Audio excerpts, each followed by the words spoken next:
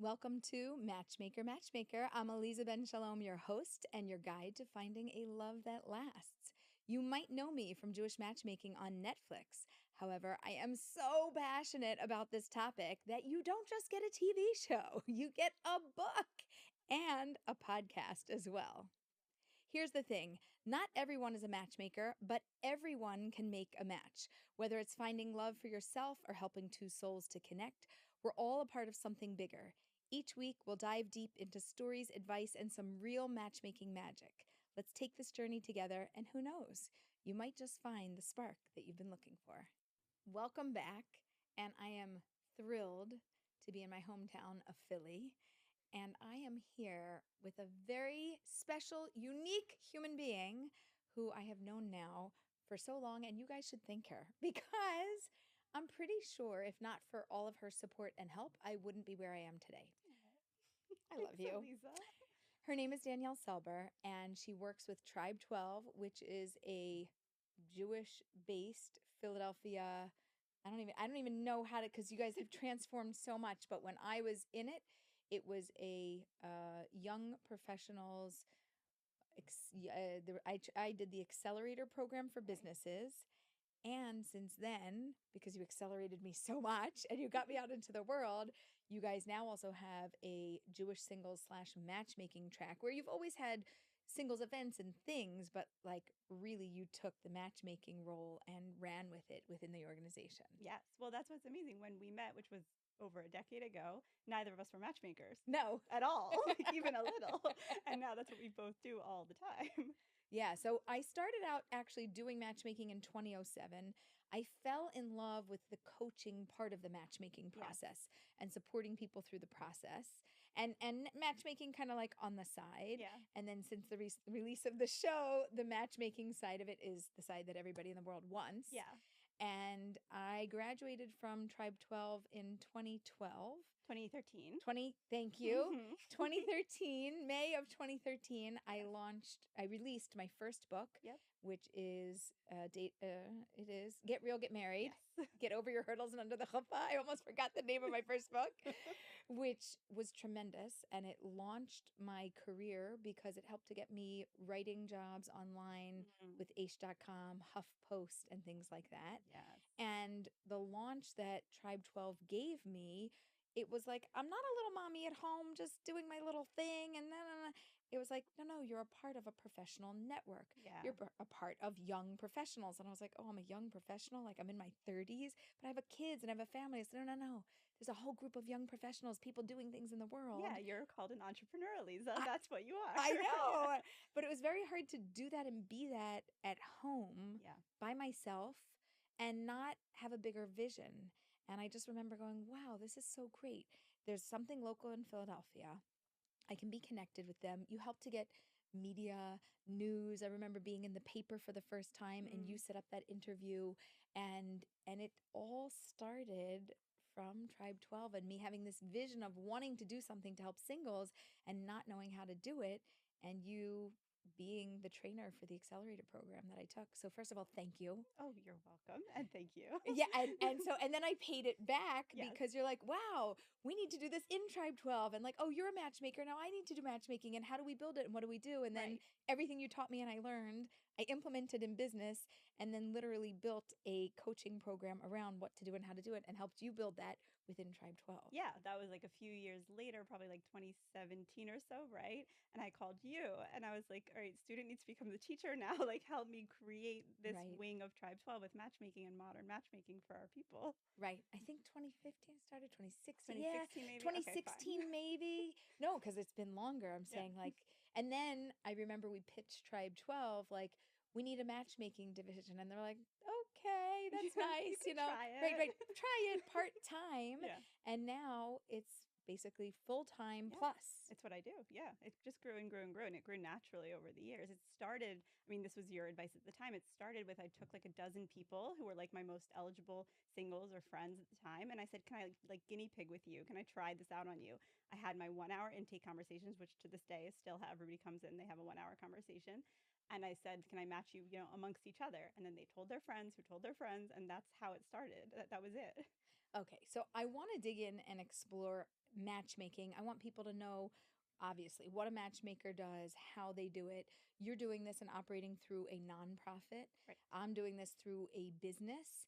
And we have a third Yenta in our Yes. group, Michal, Yeah. and she used to work for a company and was doing it professionally, and now she has her own business Yep. that she's running. And she turned into a we've all evolved. She turned into a super connector. Yes, that's her I brand. turned in from the coach matchmaker to the matchmaker coach. Yep. And you've developed and grown a part-time to a full-time matchmaking service through a nonprofit. Yeah, what I call community matchmaking. So it includes events and like people being sort of held in a general way and not having to do all this alone. Okay, so vision this out for us so that other people who are in other cities and are thinking, wow, I need community matchmaking, and how can our nonprofit do it? What does Yes. that look like? And for singles who want to tap into a resource that might be in their community, how does it work? Yes. So, and I have trained people. I've trained people in Boston, in New York, and in Australia recently, which was the most exciting thing in Sydney. Yeah, to Incredible. do a similar model. Yeah, and it's not in every city, but anybody can find me and sort of ask me how to get tapped into whatever is in their city. So the way that it works in Philly is basically that everything starts with a conversation. They come to me or one of our other matchmakers. I have other matchmakers now, by the way. You do? How Yes, many? there are 7 of us. They're all very part-time. Stop it. I You know. have 7 I know. matchmakers? Yeah. And they're all like around like a certain like identity area or like something that they specialize in. So for example, one Amazing. of them is under 25, so she works just with our under 25-year-olds who are looking for love. Yeah. Amazing. Yeah. So everybody comes in. I know. I'm so happy. I didn't know this. I know, a team. So they come in, they have the 1 hour conversation with us. It's like 100 questions. I mean, you know how this, like Yeah. you have a similar model, and we just get to know them like so well, like deeply everything and So you're everything that's sitting on there the like table me with the notebook with the or the notebook, computer, taking your totally. notes. Yeah, yeah, and just asking every hard question. And then after that, they are part of our system. So we help them in like 3 different ways. We do the matches, which is literally connecting them one-on-one with somebody. We do the events, which are both public and private. So a public event that anybody can come to. A private event is like curated, invitation only, like for people who are well matched. And then the third one is just being like a resource to people in the Jewish community at large. Like we find that if people don't know about like this little community or this little scene, they're not going to find the like-minded people that they want. And so we'll tell them about something else going on. You know, if someone's really into, I don't know, film and media, we'll be like, hey, did you know that like the film festival, the Jewish Film Festival, has a young professionals like club that you can join, and just tap them in. Yeah. Wow. So it's personally setting them up, it's interconnecting them to the community, and you also provide your own events, either specially curated or actually just large group events. Exactly. Yeah, it's multimodal. And like I always tell people like the dirty secret is that like the matchmaking part works, but really like the events and the community part are the bread and butter. That's where most people actually meet somebody. So people who are willing to engage in that aspect of it, they're like, this will never work. It always works. I love it. They're like, no, it'll never work for me. Yes. All you have to do is say the word never Yeah. and then pull that out of the sentence, work for me. It always works for you in the way that you think it never will. Yeah, it just does. You're in the Right. right room, you meet this person, then they meet another person. It always happens that way. So I always say that 75% of our coaching clients get engaged through the coaching and relationship process. They Yep. find their person, we help them navigate, we help them Yes. choose between people. And people are like, no, I just want you to set me up. And I'm like, yes, that can work also. But But like you said, the community aspect or the coaching aspect, that's really the key where so many successes come from, because people are helping themselves on their own terms, yes. in their own way. Yeah, and I being love it. open to it, putting it into the universe that like they're ready and open. Like we were just talking about this earlier. Yes, people are the people who things come to them. They say yes to us and all the weird things we suggest that they get involved in, and then they just find people somebody. I love it. Yeah. Okay, so anybody who wants to come to Tribe 12 to an event, something like that, they can find an event. Yeah. They can sign up to meet with you or one of your Yeah, matchmakers. that's the best way in. And then once they're in the group, I'm assuming they're on an email list, they Yep. get regular contact. Like, how does it, oh, I've still been searching 3 months later. How does that work? Yeah, so everybody gets a monthly email from me that has like what we're up to, and then also like more broadly big like opportunities. I'll put like your workshops that you do online in there, or big speed dating events that you collaborate on a lot of the time. I see you on them all the time. Just a million opportunities. I really think of matchmaking as like I'm an opportunity maker, right? Like matches are made in heaven. You always say that, but like we can make the opportunities the ways in. Right. And so people get the email, they get matched, they get invited to events, and it's very, it's not hands-on in that there's like so many people. Like I have like 400 people at any given time who are single and active, which is a lot. But it is, there's just so much going on that there's so many ways to tap in. That's You have to incredible. say yes. You have to say yes. You have to say yes. Okay, so I'm going to throw in because you and I always do brainstorming sessions Yes, and how to like up your game. totally. So we're going to totally do this live and real right Yeah, now. I'm ready. But I am on this mission to help everyone make a match, Yeah. meaning you don't have to be a matchmaker to make a match. Everyone has the ability to match somebody else. If you're single and you've been on a date with somebody and they're not for you, they're probably for somebody that you know or Yep. that's in your circles. So, how can we come up with this model or this mindset? It's more of a mindset than a model, and implement that in your community and maybe even the other communities that you've trained Mm-hmm. to like I'm on a mission. So besides my business, I have started the Jewish matchmaking movement, which actually we've only spoken about a little bit, but it's like, ooh, what is it? But at the core of it is the concept that anyone can make a match and that we are responsible for each other Yes. and that we have to look out for each other, all ages, all stages, all backgrounds, all locations. And if you're interconnected with somebody single, then you should keep an eye out and assume that maybe God's going to put somebody in your circles Yep. that you can match them up. So how can we either come up with an event, a program, a mindset shift, something that we can I want this to be what people live, breathe, eat, and sleep. And in the next 3 years from now, people are going to be like, no, of course, I always try to set somebody up. Not just, Yes. oh, I wish, or that would be nice, or, oh, good idea. It's not a good idea. This is what we should be doing. We have to. Right. Well, what I think that the key there is to take away the stigma that is for some reason attached to making matches. It's like that's somebody's personal business. They're single. Like I don't want to impose, right?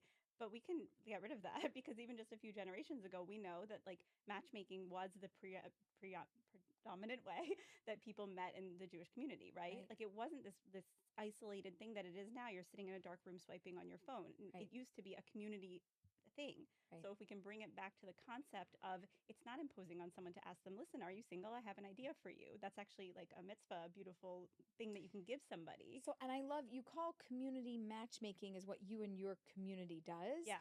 But I think if we take that to a deeper level, which is no, literally it's community matchmaking. Yeah. You don't just have you have 7 matchmakers, but you have 400 people that could make a match. Yes, I like right? this concept. Right? Yeah. Like, we're playing with it. This is real. This is raw. This is live. This is how Aliza brainstorms with people on how we get to new ideas and new concepts. Are you coaching me right now? I am coaching you. This is like live coaching, free for you. Yes. So, okay, so community matchmaking, first of all, I love it. And I love that I just want to figure out like a something almost there's other stigmas that we have to break. So first of all, people are also afraid of I would never date a friend who okay, so ruin the friendship. Yeah, I don't want to ruin a friendship. Mm-hmm. I would never date somebody who dated my best friend. Ridiculous. Yes. I could riff on that one. Uh-huh. It really upsets me because if they're not for them, even if they dated them, they could be for you and it's fine. Yeah. And like, why are we getting all like, why is everybody getting all upset that somebody else that dated your friend that you can't date now also? Yeah. They're like, oh, used good, recycled. Where do you think they were before this? Right. People, years ago when somebody was going to buy a diamond ring and they're like, oh, well, where did it come from? Or was it from somebody who was divorced or was this? And I asked a Rebbitzin that I was working with and I was like, is there any like bad omen, bad vibes to like a diamond being from somebody who's divorced?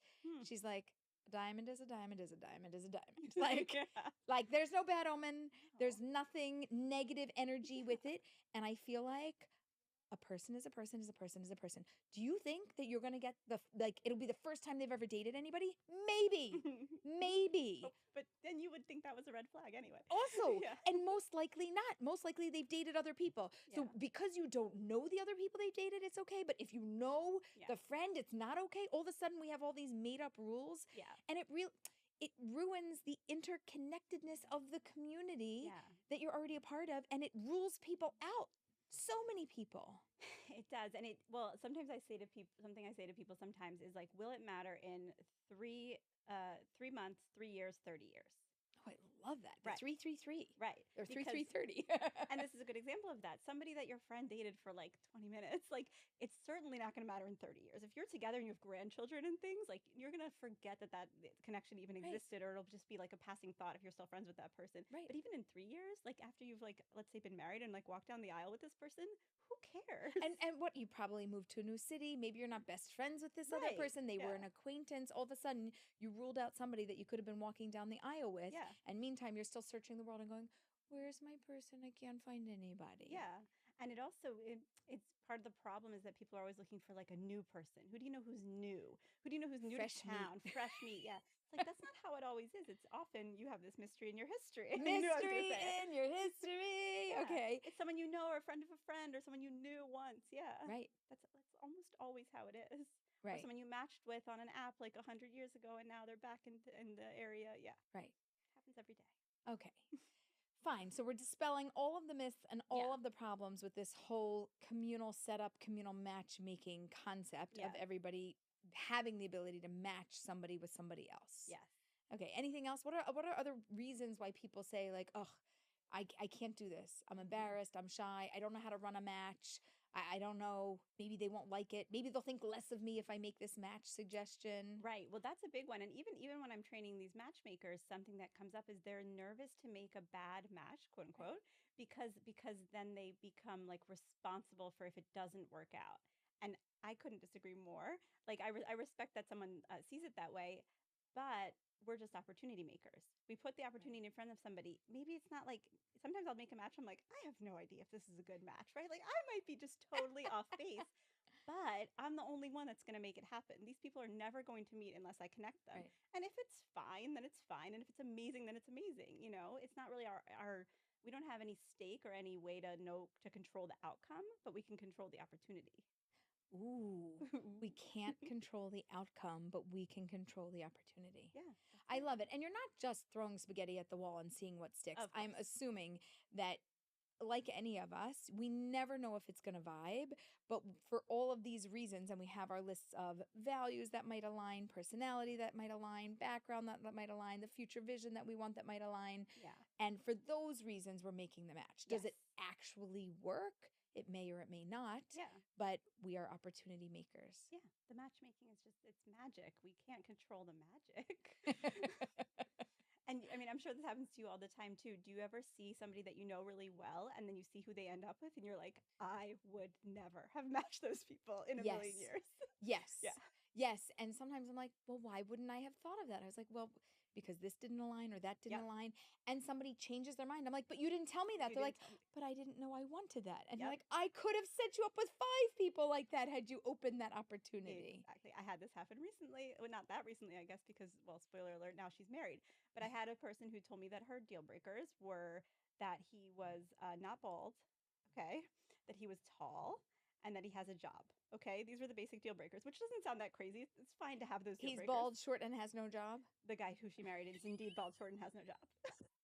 Or had no job when they got engaged, I should say. He has a job now. You know, and so I'm like, okay, so I literally couldn't have matched you. It wouldn't have been possible because you would have been mad at me. Right, you would have been mad. Yeah. So did they probably organically meet Exactly. Yep. At an event.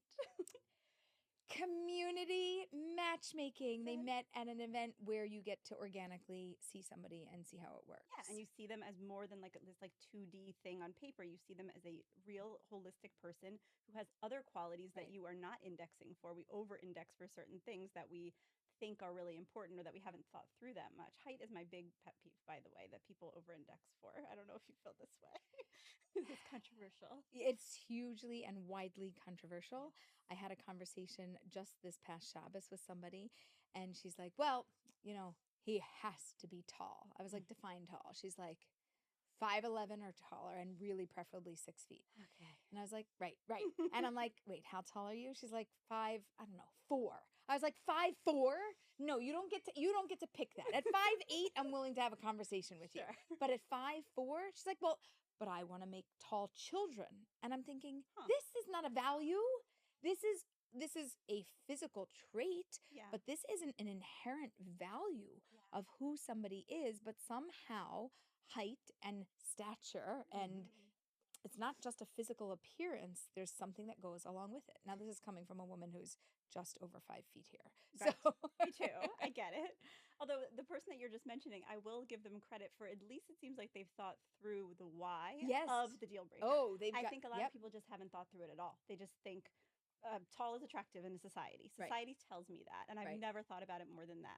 And so that's what I try to make people do. I like, have you heard the concept of like ask why 5 times?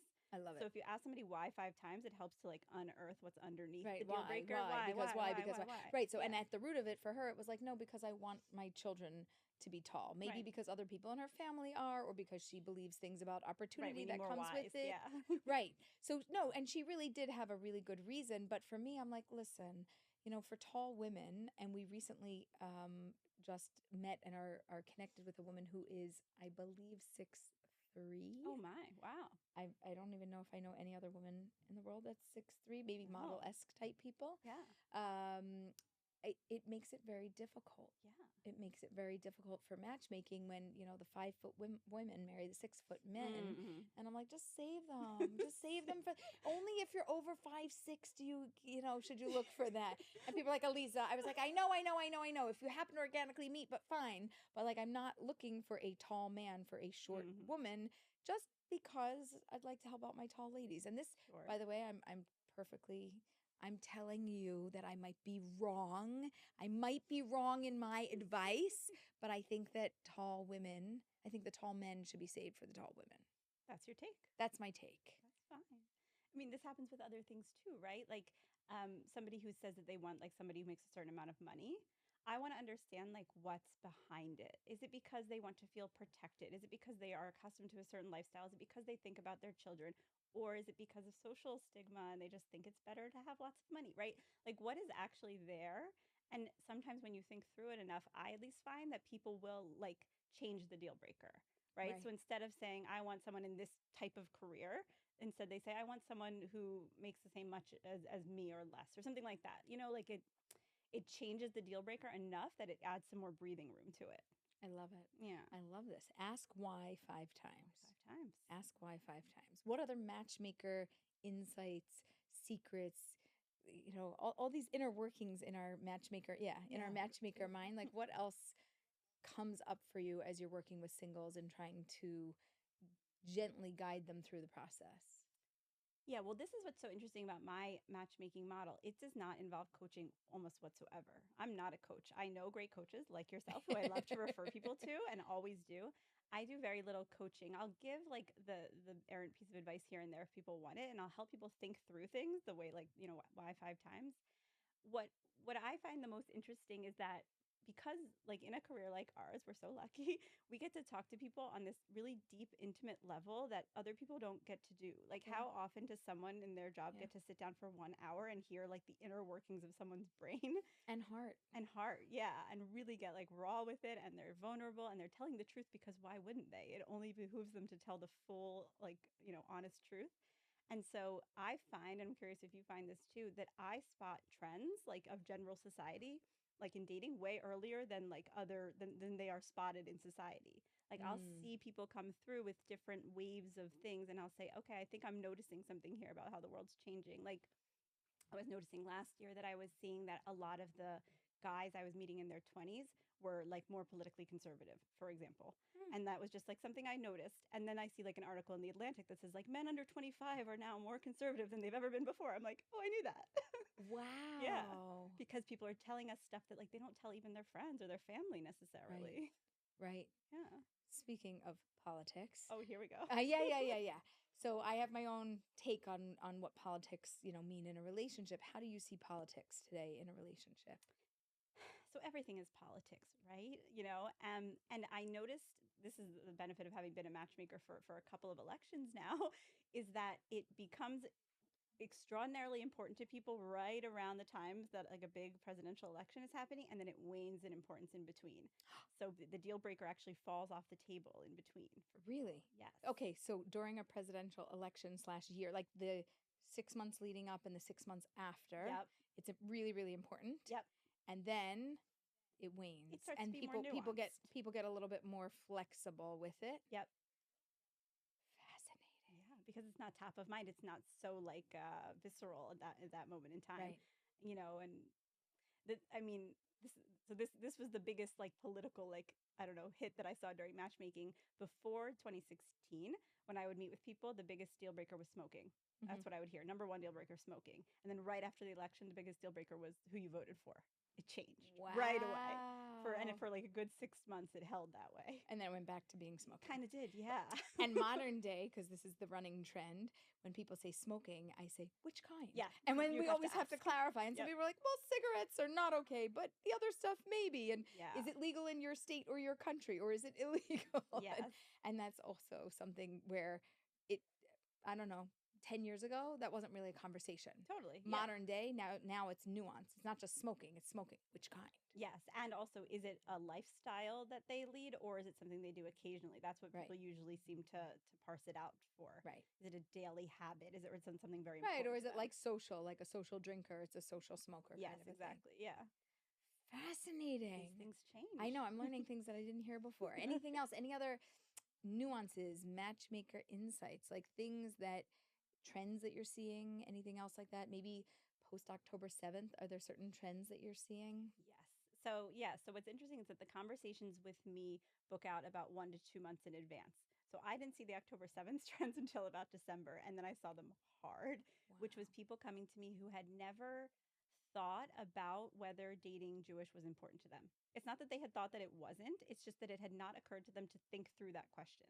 And October 7th changed that. It made them just ask themselves the question. Mhm. And then they, Googled Jewish Matchmaker Philadelphia basically and found me. And it helped people. I mean, I have like my hot take on dating Jewish is basically that like I think I have no stake in what anybody decides with that, but I want them to have thought it through. I want them to have really considered whether they want to date Jewish or not. And if they don't, they shouldn't not want to date Jewish because they think that they like can't, because they think that it Right. eliminates too many people. Right. That's a silly reason not to do it. Because clearly you know about all the singles that are in Yeah, town, and there you're are like, there's plenty of singles. We're fine. We Yes. can hook you up. And it only takes one. Right. Like, you're not looking for a giant pool of people. You're looking for exactly one person. Some people are looking for a giant pool. Totally fair, and they can. When you're looking for a serious relationship, if you're marriage minded, Right. then you're looking for just one. So why would you take this important thing to you off the list just because it eliminates a bunch of people? Like, that doesn't make sense to me. But the whole goal in my mind is to eliminate a bunch of Yes. people for many reasons. Okay, Jewish, great, that eliminates certain people, has certain values, hobbies, interests. Okay, Yes. great, that eliminates other people. So in the same way that if I am physically fit and sporty, and I want somebody who's also sporty, I am eliminating all the non-sporty people. Yes. We just took out a chunk of people from my dating. So the same way, you're also being more inclusive and saying, great, here's all the people that are available to me that would work for me. Yes, it's helpful actually. Eliminate people. Although, okay, for your sporty people, I want to ask them why 5 times.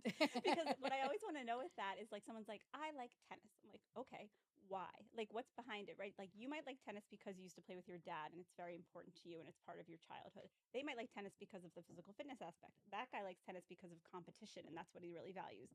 All of you like tennis, but not for the same reason, so it doesn't matter. Like, that's not relevant in dating that you all like tennis. So I actually want to know more about like why we're eliminating the non-sporty people in that case. I love that you give a specific answer. I always say, and I got this phrase from somewhere, you got to Google it, but specific is terrific, right? Yeah. So you're explaining what is the concept, the ask why 5 times, but then you're showing us how by asking why, when we get to the root of it, even though you all give the same superficial answer, like sporty or tennis, Yeah. right? At the root of it, actually, they have nothing to do with one another, and that's not what we should be focusing on. Yeah, you find a different value behind the exact same activity. Ah, it's brilliant. We have to. This is like I always look for golden nuggets. We talk about this. I didn't mention this yet, but I always look for golden nuggets of wisdom, and my goal is to walk away with one golden nugget of wisdom from every interaction or meetup or connection or whatever it is, and I feel like I have 10. Ooh, great nuggets. Well, tell me if you're noticing this trend as well. I'm noticing that people, at least this is true for people in their 20s. So I only work with 20s and 30s, by the way. That's my demographic. Mm-hmm. I'm noticing that people in their 20s are looking for relationships much earlier than people in their 30s used to when they were in their 20s. So that this generation that's like coming up is looking to get to have partnership and then start their life versus the idea before, I think for like millennials especially, where it was like have my whole life and then find partnership. That's the shift I'm noticing. So since October 7th, I would say yes. Mm. I need to think about pre-October 7th. When the show came out, which was May of 2023, Oh yeah. people got excited. They're like, oh, dating, matchmaking, love, relationships. Like, yeah, I should try to do that now. Yeah. So I was seeing that / hearing that. Post October 7th, I was really seeing that and hearing that. Yeah. And 20s, but after college, after university, where it's like people are still focusing on the degree and everything else first and then going to look for their person. Yeah. And if I had to give advice, I would say do not leave university without your human. Like just keep going back and getting another degree until you find a Until you human find being. one. That's kind of brilliant. Yeah.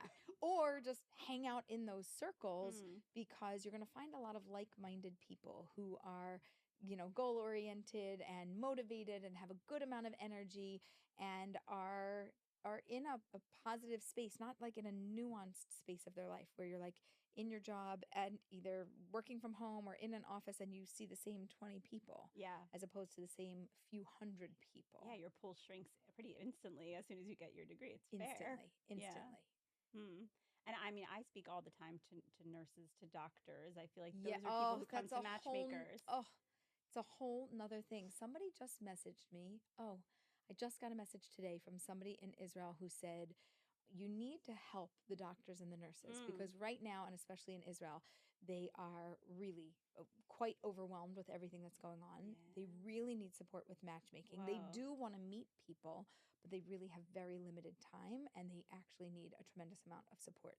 Mm. So, yeah, so we need How to. do we do this? Okay. I Let's know. brainstorm. Let's No, brainstorm. because it's true. These are the people who are like out there helping people all day long and they don't have time for any of Correct. They don't this. have time to help themselves Yeah. and they need the community give back. So Yes. I think we're going to start by making a community ask. If you know somebody who's a doctor or a nurse who's single, who's looking, Yep. please keep your eye out for them because while they're working really hard on our behalf to help our entire community and all of Israel, we need to help them to find their person. Yes. And maybe like even take it a step further. Tell them like, I'm gonna set up a date for you on Saturday night at 6 p.m. after Shabbat. And like you're just gonna show up. Right. You know what I mean? Take it off their plate. Like the mental load of it also taking it off someone's plate can be really helpful if they're so busy. I love that you're like, you're not just going to have a match idea, but you're going to set up a date. So now we're like getting into the matchmaker territory, Yeah. but it's only for the purpose, not that you're becoming a matchmaker, but that you're relieving the burden Yes. of those first interactions and communications. Yeah. They usually, by the way, those first text messages usually kill a relationship Yes. before it even gets to a first date. Yes. So I love that. Yeah. Just make them show up. Be ostentatious. Okay. I'm exploding and I'm like, who's gonna write to me first and be like, Aliza, I did it. Yes. And I made a match. Yes. And they went out and they're getting engaged. I can't wait to hear in like 6 months from now Ooh, good. that a match came from this idea. I bet it did. I bet it will. We're visioning. What is it? History of the future? What yes, was it? Yes. Yes, that's what you did in the entrepreneurial program that you did. That was one of the first activities. We put a big poster on the board and you wrote what it would look like 5 years from now, 4 years from now, 3 years from now, 2 years from now, 1 year from now. And by the way, the 5 years from now was you like on TV and spreading the word all over the world. And doing all and speaking to large audiences and having my own website with my own login and my courses and my program. Yes. This was you like pregnant to bursting, not even having published your first book. Yes. And we did it. And you did it. Thank you, Tribe 12. And thank you, Danielle. And you. I have absolutely loved our time together. It flew by. It did. And you're going to have to come back and think about more juicy secrets. Okay. Because we need to know. I think that the world needs to be inspired by community matchmakers. And I think that if anybody wants to learn about community matchmaking, they could be in touch with you to bring this concept to their community. I want it to be in every city. I don't see why it shouldn't be. Yeah, I'm with you. Yeah. The Jewish Matchmaking movement believes in this, and we are supporting these things happening all over the world. So if this interests anybody, we want them to come find us, talk to us, and train with us. We'll make it happen. We will make it happen, but only with you. You have to reach out to us for whatever you need, whether you're single, whether you want to help somebody, whether you want to do community matchmaking. You know where to find us. We would love to hear from you. Thank you for listening. Be sure to check the show notes and visit alizabenShalom.com for coaching, matchmaking, and everything else that we offer. And join the Jewish Matchmaking movement. If you've learned something, please share this episode with one of your friends.